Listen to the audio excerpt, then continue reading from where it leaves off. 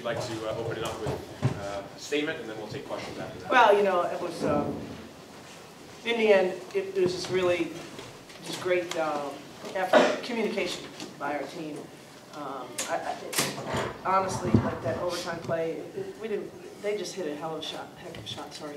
And we just couldn't get deflated by it. The score was wrong. There was a lot of confusion. There was a lot of everything. But every time I went to my huddle, my kids were just calm. And they're like, we got this, coach. And they didn't need me to pump them up. They didn't need me to calm them down. They just had it. They're just very professional. It's a great basketball game. Obviously a Herculean task defensively, trying to stop a team that can score at will like they can. And when we needed to lock down, I thought that we did.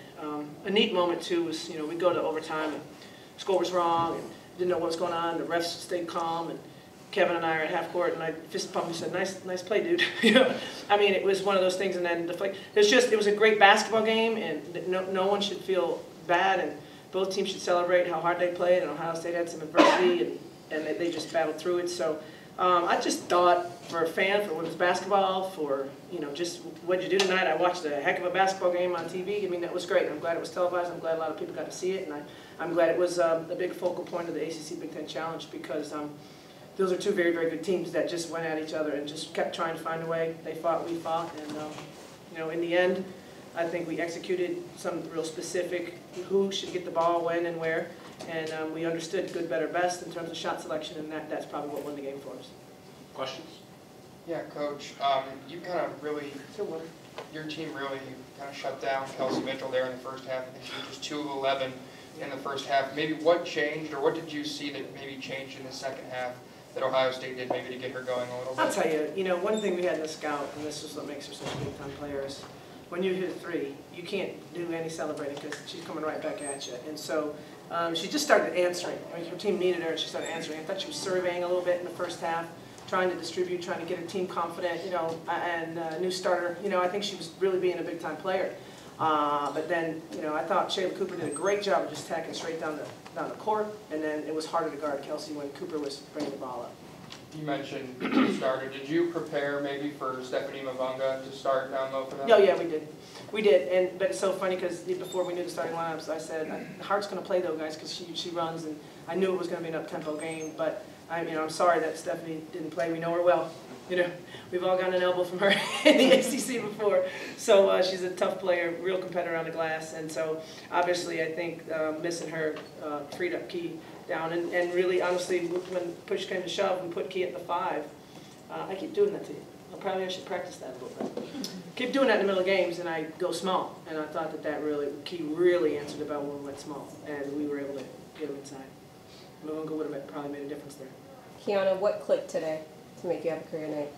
I really just come out and played hard. My team needed me, so I stepped up. Anything else? JT, it seemed like you had those 2 big threes, and then iced the game with some free throws there. Can you talk about your teammates and your coach giving you confidence? I mean, this team is always giving each other confidence. We start the game telling each other we're awesome. We look at one another and just say, "You're awesome, you're great."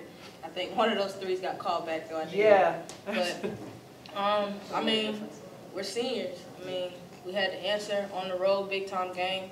And Coach always asked the seniors, if not you, then who? So.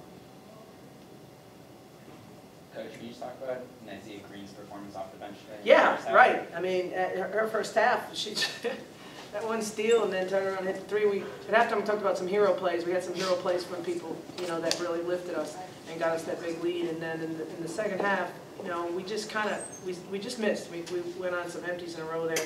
And but Gia's always done that for us. She can be cold off the bench and come in and hit a big shot.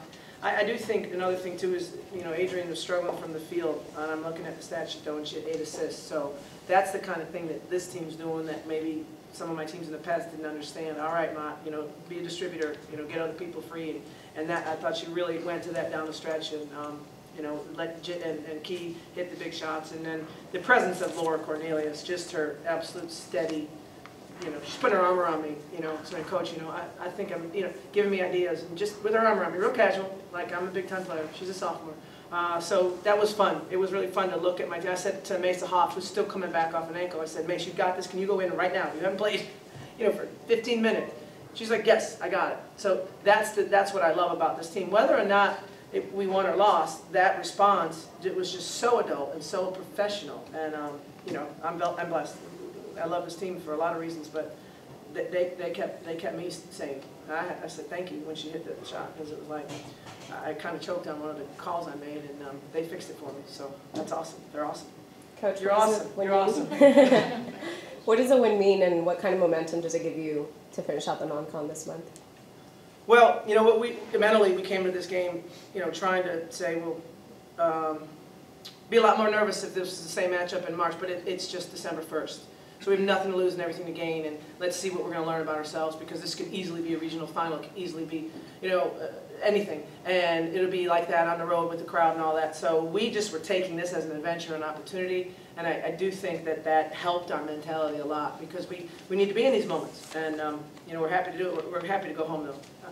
I'd like to quit playing all these road games. Can you just talk about Erica Davenport, another Unbelievable. Her double-double, she did foul out.